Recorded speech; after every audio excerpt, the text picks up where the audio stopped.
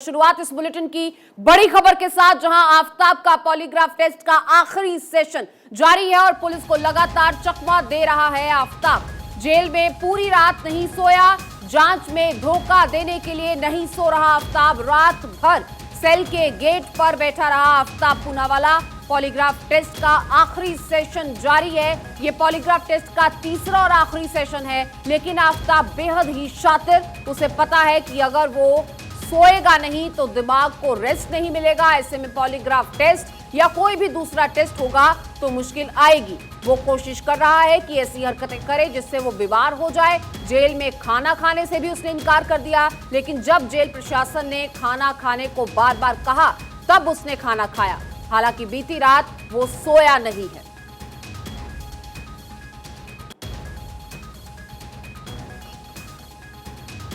और इसी केस में आफताब के साथ जो ड्रग्स एंगल जुड़ा है उसका खुलासा गुजरात के सूरत से हुआ है। ड्रग पेडलर फैजल गिरफ्तार किया गया है और गुजरात पुलिस ने फैजल मोमीन को गिरफ्तार कर लिया है। आफताब को ड्रग्स सप्लाई करता था फैजल।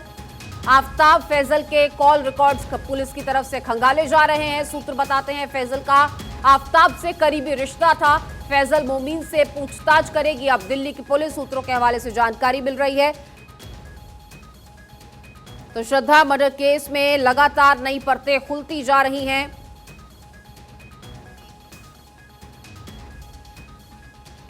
और इसी खबर पर हमारे सहयोगी आनंद हमारे साथ जुड़ चुके हैं, सीधा उन्हीं का रुख करेंगे। आनंद, आपसे जानना चाहेंगे, लगातार ये जानकारी मिल रही है कि आफताब पूरी जांच को लगातार भटकाने की कोशिश कर रहा है। रात भर सोया नहीं है, खाना खाने से इनकार कर रहा है, लेकिन तमाम वो कोशिशें जिससे बीमार पड़ जाए, दिमाग की गतिविधियां कुछ ऐसी हों कि टेस्ट में मुश्किल आए।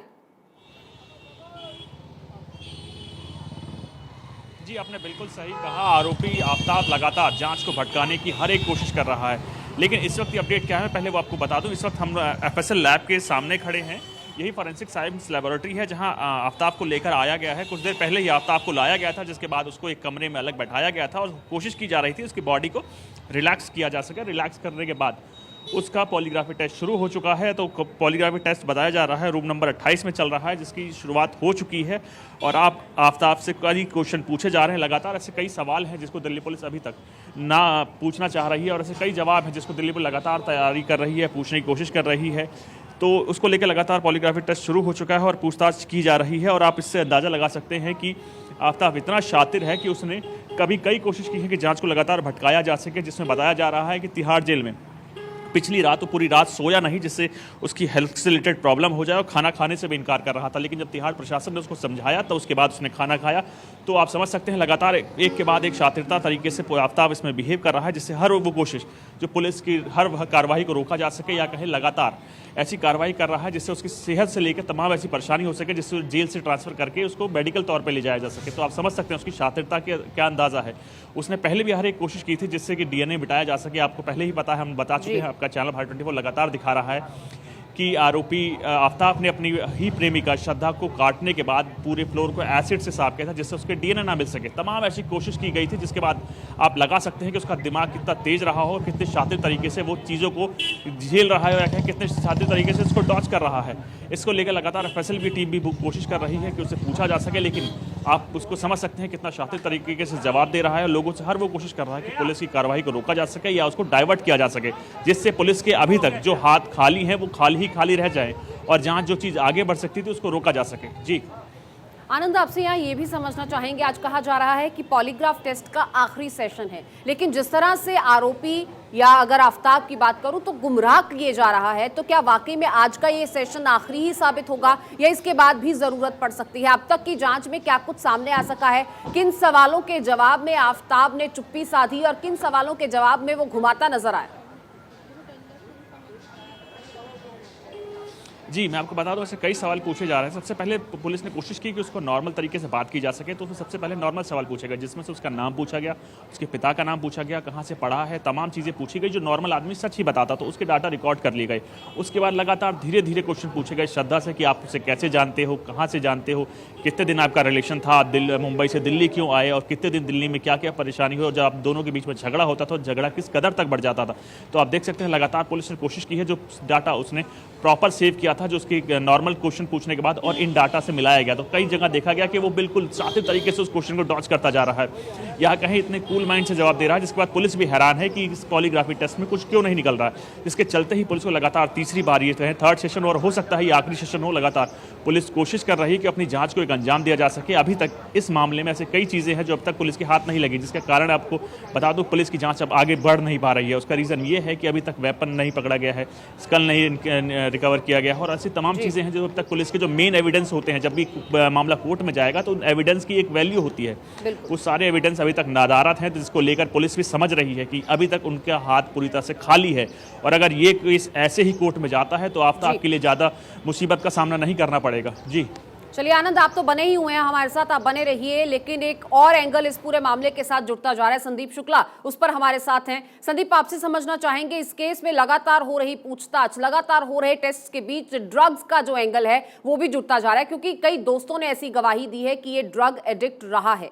अब ऐसे में जो गिरफ्तारी हुई है मोमीन की, तो कितना फीसद चांस है, क्योंकि अभी शक है कि ये फैजल मोमीन ही है जो आफ्ताब को ड्रग सप्लाई किया करता था, उसका काफी आना जाना भी था। बिल्कुल, देखिए ये कहा जाता है कि अपराधी कितना ही शातिर क्यों ना हो, लेकिन कानून के लंबे हाथ उस तक पहुंच ही जाते हैं। और यही हर मामला जो है आफ्ताब के इस मामले में हुआ। फैजल मोमीन लगभग जब से आफ्ताब पकड़ा गया है उसका ड्रग्स कनेक्शन सामने आया है, वो ड्रग्स लेता था, इस बार ये बातें सामने आई थी, तो सबसे पहले ये नाम आया था कि फैजल मोमीन ही वो व्यक्ति है जो अब आफ्ताब को ड्रग्स सप्लाई करता था। वो छुपता फिर रहा था, वो सूरत से पकड़ा गया, सूरत के इलाके में छुपा हुआ था, मुंबई पुलिस की निशानदेही पर उसकी गिरफ्तारी हुई। अब जो बातें जो सामने आ रही है, सूरत पुलिस की बातचीत में उसने ये बात स्वीकार की है, उन्होंने माना है फैजल ने कि वो आफ्ताब को ड्रग्स देता था और आफ्ताब ड्रग्स का आदी था। अब इस पूरे मसले को लेकर जो है एक नशा और नशे के कारोबार से जोड़कर जो है आफ्ताब को जो देखा जा रहा था, वो अब वो चीज़ें साफ हो चुकी है, स्थिति साफ हो चुकी है। और वो क्रूर हत्यारा जो अब सिर्फ श्रद्धा ही नहीं उसके भरोसे का भी खून किया, वो आफ्ताब नशे का आदी था। और फैजल मोमीन इस मामले में जो गिरफ्तार हुआ है वो उसे ड्रग्स सप्लाई करता था, ये बात अब सामने आ चुकी है। हमने सबसे पहले वो तस्वीरें सामने रखी हैं लोगों के सामने। ये वो व्यक्ति फैजल मोमीन था जिसने ये ड्रग्स सप्लाई करने के मामले में वो लगातार आफ्ताब को ड्रग्स देता रहा है और आफ्ताब की भी ड्रग्स लेने की जो लत थी वो अपने आप में बड़ी होती जा रही थी। जो अब तक पुलिस की जानकारी में जो उसने बात बताई है फैजल के की माने तो वो पहले आफ्ताब थोड़ी मात्रा में ड्रग्स लेता था, लेकिन उसके बाद उसकी मात्रा बढ़ती गई और वो बार बार जो है इस तरह की ड्रग्स की मांग जो है वो फैजल से करता रहा है। तो एक बड़ी जांच, बड़ा खुलासा जो है फैजल के गिरफ्तारी से होगा आफ्ताब के मामले में। बिल्कुल, तो दोनों एंगल से लगातार दर्शकों को भी रूबरू करा रहे हैं। अभी गिरफ्तारी हुई है ड्रग पेडलर की और देखना होगा कि आने वाले समय में इस पर क्या क्या परतें और निकलकर सामने आती हैं। आनंद, आपसे ये समझना चाहूंगी, ये पॉलीग्राफ टेस्ट का जो आखिरी सेशन है कब तक चल सकता है और क्या संभव है कि नार्को टेस्ट के लिए भी आज ही प्रोसेस आगे बढ़े? मैं बता दूं आपको, अभी इस वक्त पुलिस एफएसएल लैब के अंदर उसका पॉलीग्राफी टेस्ट कर रही है। उम्मीद कर सकते हैं कि पॉलीग्राफी टेस्ट अप्रॉक्स 1 से 2 घंटे के बीच में चलेगा। लेकिन अगर बात करें नार्को की, तो आज नार्को की होने की बेहद ही कम संभावना है। दरअसल उसका कारण ये है कि लगातार आफ्ताब अपने शरीर को कष्ट दे रहा है, जिसके कारण नार्को लगातार रोका जा रहा है। बताया जाता है, जब हमने इसी मामले में डॉक्टरों से बात की तो डॉक्टरों का साफ कहना था कि जब भी आप किसी आरोपी का पॉलीग्राफ या नार्को करते हैं, मेनली नार्को जब आप टेस्ट किसी का करते हैं, तो उसको लेकर उसकी हेल्थ मेंटली और फिजिकली दोनों पूरी तरह से रेस्ट होना चाहिए या कहीं पूरी तरह से शांत होना चाहिए। लेकिन आप देख सकते हैं लगातार आफ्ताब इसमें क्या लगातार तिहाड़ जेल में रात में सोया नहीं है, जो कोशिश कर रहा है कि अपनी मेंटल और फिजिकल दोनों हेल्थ को खराब रखा जाए, जिससे नार्को जितना कोशिश हो सके उसको रोका जा सके। तो आप इसकी मेंटालिटी को साफ समझ सकते हैं कि बेहद ही शातिर किस्म का अपराधी है और लगातार कोशिश कर रहा है कि पुलिस के हर उस मूव को जिसमें इस जांच को आगे बढ़ा सके उसको रोका जा सके। जी बिल्कुल। संदीप, आपसे ये समझना चाहूंगी, जिस तरह से ये ड्रग्स एंगल और ज़्यादा प्रमुखता से सामने आ रहा है, क्या ये भी एक वजह हो सकती है कि लड़ाइयाँ बहुत ज़्यादा बढ़ गई थी, तनाव बहुत ज़्यादा हो गया था और लड़ाई झगड़ा बढ़ने के साथ साथ स्थितियाँ और गंभीर होती चली गई और हो सकता है कि उस वक्त भी नशे की ही हालत में हो जब इस पूरे कारनामे को अंजाम दिया, जब उस मासूम बच्ची की हत्या कर दी गई? देखिए उस समय वो नशे में था या नहीं था, ये कहना अभी बहुत जल्दबाजी होगी, क्योंकि ये मामले कानूनी मामले में जो है वो उसे आफताब को फ़ायदा पहुंचा सकते हैं कि नशे के हालत में। लेकिन हाँ ये है कि नशे का आदी था, लड़कियों का शौकीन था, अलग अलग जो है डेटिंग ऐप्स का इस्तेमाल करता था। तो ऐसी दुनिया भर की तमाम वो बुराइयां थी, वो आफताब वो स्वीकार करता था, वो अपनाता था और वो उन बुराइयों के साथ जो है वो रहना चाहता था। और जहाँ तक अब तक जो इस जांच में जो दिल्ली पुलिस या मुंबई पुलिस की जांच में जो चीज़ें सामने आई है, उसमें एक बात साफ थी कि आफताब बार बार अलग अलग लड़कियों के साथ डेटिंग करना, उनके साथ मेल मिलाप करना, और इसी के चलते वो डेटिंग ऐप पे जो है 100 से ज़्यादा लड़कियों के संपर्क में था और करीब करीब जो है 35 से 40 लड़कियों से वो मुलाकात कर चुका था। तो ये से तमाम बातें हैं जो आफताब को लेकर जो ये बात सामने आती है कि वो लड़कियों के लिए उसके मन में क्या भावना रही है, या फिर जिस तरह से वो ड्रग्स का आदी था, ड्रग्स लेने की बात करता था, जो फैज़ल ने खुद उसने स्वीकार की है कि हाँ आफताब जो है ड्रग्स का आदी था, ड्रग्स का सेवन करता था। और उसके बाद से फैज़ल जो सूरत भागा भागा फिर रहा था, इन सारी चीज़ों से एक बात साफ है कि आफताब क्रूर हत्यारा ही नहीं, वो मानसिक रोगी भी था। वो कहीं ना कहीं इस मामले में जो है महिलाओं के लिए जो उसके मन में एक अलग घृणा थी, और इन्हीं सब चीज़ों के चलते, क्योंकि देखिए अगर वो नशे में हो तो वो व्यक्ति हत्या करने के बाद वो चीज़ें सामने आती, उसे पछतावा होता, लेकिन वो अपनी हत्या करने के बाद वो श्रद्धा की उसे सबूत मिटाने की कोशिश करता रहा, टुकड़े टुकड़े करके अपने को बचाने के लिए कि इतने बड़े भारी शरीर को मैं ले जाता हूँ, तो टुकड़े टुकड़े में जो है उसे ले जाकर फेंका गया। उसका मोबाइल, श्रद्धा का मोबाइल, वो मुंबई की खाड़ी में यानी समंदर पर ले जाकर फेंका गया।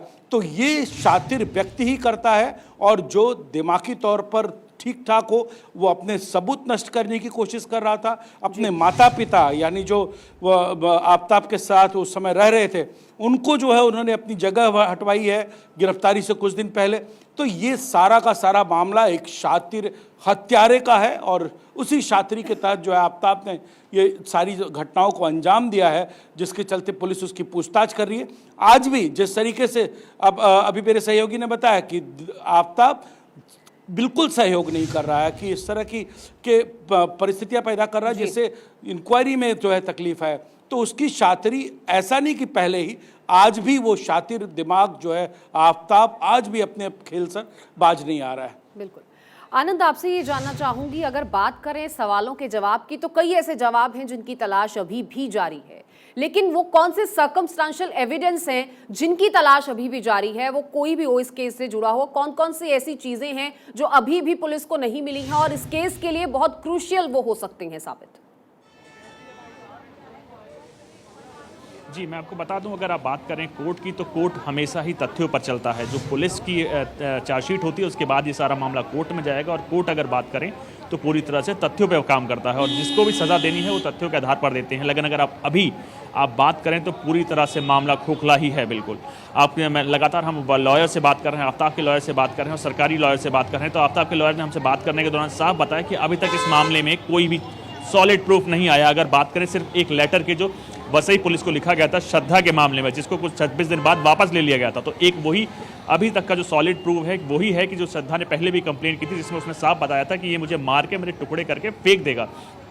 और अगर बात करें दूसरा सॉलिड प्रूफ इसमें ये आने वाला है कि अगर डीएनए रिपोर्ट आने के बाद क्लियर हो जाता है कि जो हड्डी के तमाम टुकड़े मिले हैं उसके पिता, श्रद्धा के पिता से अगर डीएनए मैच कर जाता है तो वो दूसरा सॉलिड प्रूफ होगा। लेकिन अभी तक वो डीएनए रिपोर्ट पेंडिंग है। कई लोग सूत्रों की बताई जा रही है कि उसकी रिपोर्ट प्राइमा फेसिया कि उसमें कुछ मैच कर गई, लेकिन अभी तक पुलिस ने इस चीज़ का पूरी तरह से खंडन कर दिया है। उसने साफ बताया है कि अभी तक डीएनए रिपोर्ट नहीं आई है। तो मैं आपको बता दूं, दूसरा सबसे सॉलिड प्रूफ ये रहेगा कि डीएनए रिपोर्ट अगर मैच कर जाती तो उसके बाद ये होगा कि हाँ, श्रद्धा अब मर चुकी है। अभी तक इस पूरे केस में सबसे बड़ा सबूत ये है कि श्रद्धा की बॉडी नहीं मिली थी। तो इसके बाद सबसे बड़ा इसके एक पॉजिटिव पॉइंट जाता आफताब आरोपी के पास, जिसमें उसका साफ कहता था कि मैंने नहीं मारा। तो अब अगर डीएनए मैच कर जाता तो उसके बाद ये हो जाएगा कि श्रद्धा मर चुकी है, और उसके डीएनए मैच करने के बाद पिता की बाद जो चीज़ें आगे हैं वो आगे इंक्वायरी चालू हो जाएगी। तो और इसमें सबसे बड़ी बात, एक अभी तक जो वेपन जिससे श्रद्धा को मारा गया है पुलिस ने अभी तक उसको भी बरामद नहीं किया है। तो आप उम्मीद कर सकते हैं कि ये तीसरा सबसे सॉलिड प्रूफ होता जब भी मामला कोर्ट में जाता है तो उसकी भी। बिल्कुल आपके पास लौटूंगी, और अब सीधे आपको गोरखपुर लिए चलते हैं। मुख्यमंत्री योगी आदित्यनाथ यहां पर पहुंचे हैं, सीधे तस्वीरें। धर्मांतरण हो रहे थे जबरन सनातन धर्म को नष्ट करने के लिए उसके क्रूर अत्याचार चरम पर थे। केवल कश्मीर ही नहीं, पूरा हिंदुस्तान कांप रहा था। तब औरंगजेब की उस क्रूरता और बर्बरता के खिलाफ किसी ने मजबूती के साथ आवाज उठाई थी, तो उस समय की आवाज थी गुरु तेग बहादुर जी की। गुरु तेग बहादुर जी का यह बलिदान, जिन्होंने कश्मीरी पंडितों की रक्षा के लिए उस कालखंड में उठाई थी, आप अद्भुत समन्वय देख सकते हैं कि गुरु तेग बहादुर जी को भी बलिदान देने के लिए प्रेरित करने वाले कोई और नहीं, उनका स्वयं का पुत्र और 10वें गुरु गुरु गोविंद सिंह जी महाराज थे। उस समय जब ये बात सामने आती है, गुरु तेग बहादुर जी इस बात को कहते हैं, जब नन्हा सा गुरु गोविंद सिंह जी अपने पूज्य गुरु से इस बारे में पूछते हैं कि आखिर आप इतना चिंतित क्यों हैं कश्मीर के बारे में और इसका समाधान क्या है, तो उन्होंने कहा इसका समाधान बलिदान है। किसी बड़े व्यक्ति को अपने आप को बलिदान करना होगा।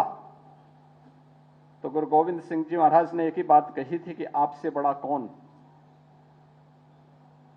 और फिर जो कुछ हुआ वो सबके सामने है। आज हम सब एक स्वतंत्र भारत के नागरिक हैं।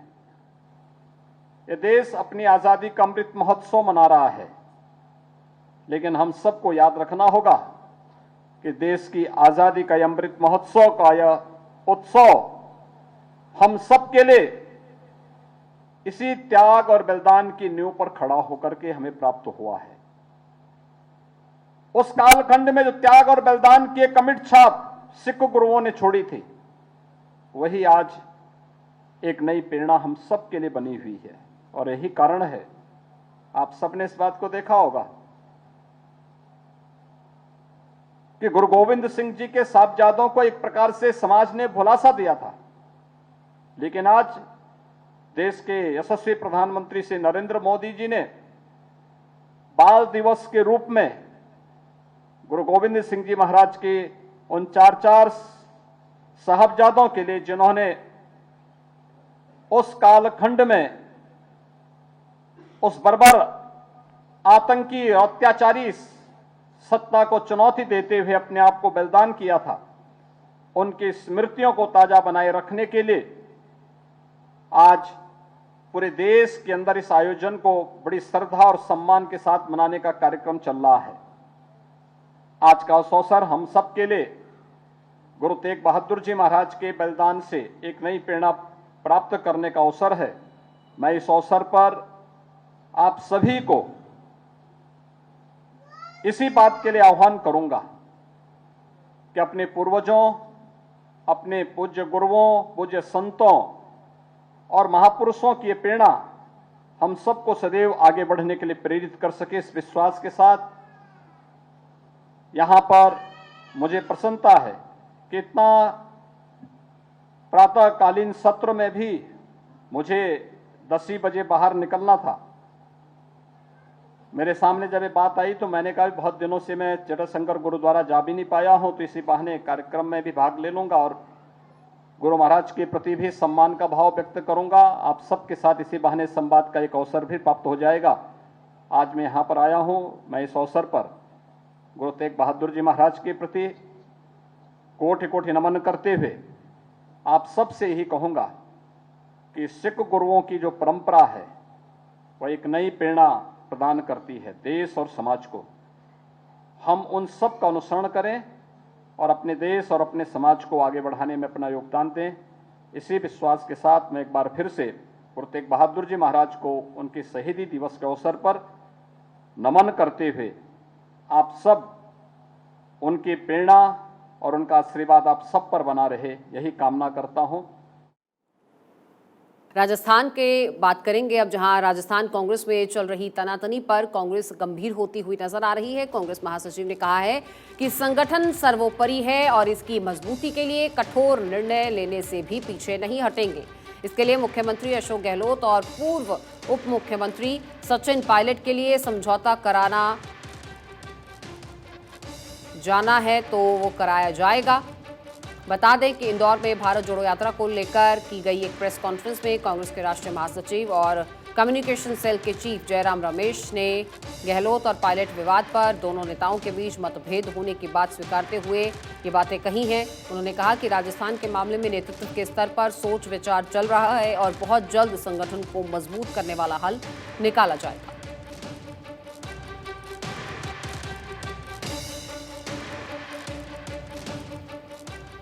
और यहां रुक करेंगे बड़ी खबर का, जहां दिल्ली में श्रद्धा मर्डर जैसी वारदात। पांडव नगर में एक युवक को काटकर फ्रिज में रखा गया।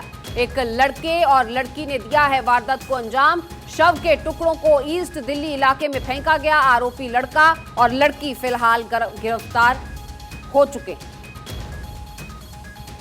तो श्रद्धा मर्डर जैसी एक और वारदात, अभी इस वारदात के तमाम लूपहोल्स सामने नहीं आए हैं। और दूसरी तरफ पांडव नगर में ऐसा ही एक और मामला, जहां एक युवक को काटकर फ्रिज में रखा गया। एक लड़के और लड़की ने इस घटना को अंजाम दिया है, इस वारदात को अंजाम दिया है। शव के टुकड़ों को ईस्ट दिल्ली के इलाके में फेंका है। आरोपी लड़का और लड़की गिरफ्तार किए जा चुके हैं। हमारे सहयोगी आनंद जुड़ चुके हैं इस खबर पर। आनंद, क्या कुछ जानकारी है, क्यों कत्ल किया गया और इस तरह बेरहमी से क्यों? जी, आपको बता दूं, दिल्ली पुलिस की क्राइम ब्रांच ने ईस्ट दिल्ली में मिल रहे इंसानी शरीर के टुकड़ों की गत्ती को सुलझा लिया है। पांडव नगर के रहने वाले एक युवक की लाश को एक घर के फ्रिज में काट कर रखा गया था। इसके बाद रोजाना शव के टुकड़े को पांडव नगर और ईस्ट दिल्ली के अलग अलग इलाकों में फेंका जा रहा था। कत्ल के खौफनाक वारदात में एक लड़का और लड़की ने मिलकर अंजाम दिया है। दोनों लड़का लड़की को पुलिस ने शव के टुकड़ों के साथ फ्रिज में छुपाकर रखते थे और जिसके बाद पूरे इलाके में फेंक दिया करते थे। इस मामले में पुलिस ने इन दोनों आरोपी को गिरफ्तार कर लिया है और कुछ देर में बताया जा रहा है कि इस मामले में पीसी की जाएगी, जिसके बाद पुलिस पूरे मामले का खुलासा कर पाएगी। जी चलिए आनंद, आप नजर बनाए रखिएगा। बहरहाल बहुत शुक्रिया आपका इस जानकारी के लिए।